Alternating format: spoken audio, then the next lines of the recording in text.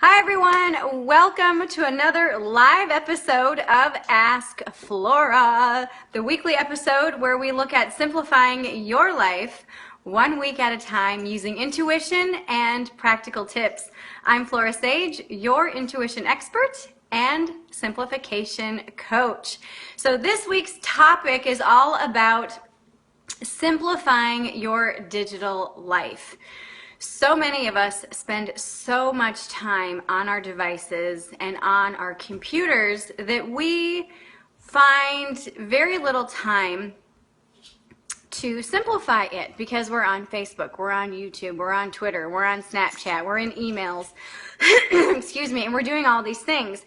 And when we're done with them, we close our devices and we live our life. But when we are in these devices, what happens is many times we get asked to sign up for things. We get asked to sign up for newsletters. We see a fabulous quote and so we download it. We see a great picture and so we download that. Before we know it, we have devices that are cluttered and full of so much stuff. So, excuse me. Today we're going to look at how you can declutter and simplify your digital life. So the first thing that we're going to look at is simplifying your photos. How often do you go through and look at the photos that are on your devices and actually print them? Remember back in the day when we all had photo albums and they were really cool to pull out when, people came over and check out my vacation. Just kidding. But I mean, actually pulling out photos and looking at them, especially with kids and family members, that's so exciting. And so one of the things that you can do to simplify your digital life is to look at the photos that you have and ask yourself, are these just photos that are cluttering up my space, or do they really mean something? And if they mean something, you can print them out and put them in a frame, or you could actually print off books from, Vistaprint, Zazzle, from all different other places that will actually take your most treasured digital photos and put them in a book so you can actually have them in real life. Now, the next thing that you can do is you can simplify your email. Now, so many of us sign up for so many free gifts and newsletters and downloads and all these things. So what happens after we get the initial gift or the initial item is we get bombarded with emails. Some people send 3, 4, 5, 6 emails to us every single week. Others will just send 1 a week. Now, one of the things that I would recommend for this is every email that you get, ask yourself, does this lift me up? Does this serve me in my life with where I'm at right now? And if it doesn't, you could filter that one out or just unsubscribe altogether. Another thing that I would recommend doing is going through your inbox every day and clearing it out. Back to zero, zero, zero, zero. Now I know some people might go, oh my God, are you kidding? Do you know how many emails I get every single week and every single day? Yes, I do know. I get thousands of them every single week.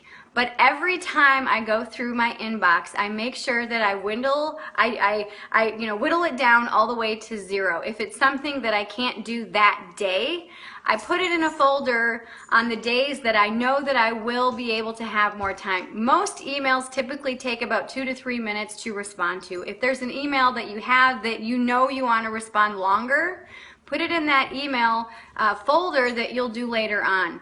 If it's just junk, mark it as junk, block, delete, unsubscribe. And doing this will give you such a sense of peace when you go into your inbox and you can actually see the light at the end of the tunnel. The next thing that we're going to look at is simplifying your documents. As an entrepreneur, I get tons of documents and make tons of documents every single month and week and year in my business. Many times I'm updating documents, and how much is too much? It's too much when you're sitting there for 5 minutes trying to find a document and you're like, what the hell? Why can't I find this? That is a clear signal for you to simplify and streamline your documents on your computer. Now, if you have a Mac, this is a little tip. Anything you have on your desktop will bog down your your processing speed. When I was at the Apple store, I think about a year and a half ago, they said anything you have in your downloads folder and on your desktop is at the ready. And so that takes up more space in your, I think it was RAM. It's that short-term memory.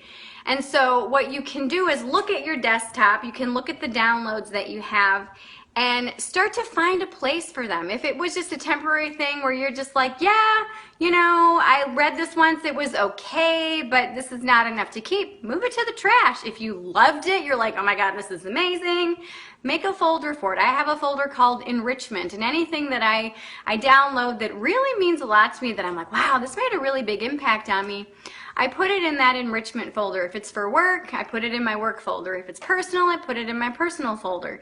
And if it doesn't really have a category all its own, you can make a category, but the key is to figure out what is bogging you down when you go in to find a document. And if you are an entrepreneur like myself, and you do make updates to a folder or to a document, give yourself permission to get rid of those old versions of the document.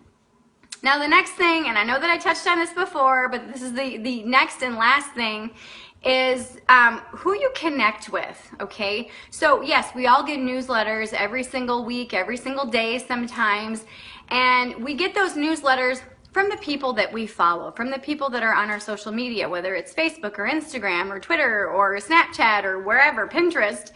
And when we go onto those social media feeds, what happens is who we like, the pages we like, the people we follow, create that experience on that social media. So when we're on Facebook, we look in our timeline, the friends that we're friends with, the pages that we like, all of this brings that environment to us. So we create, if you will, a custom experience in our timeline. But what happens as we grow and we morph into people that we are meant to be, because we're always changing, we're ever evolving, what happens is the timeline from last year might not be the timeline that we really want to see today.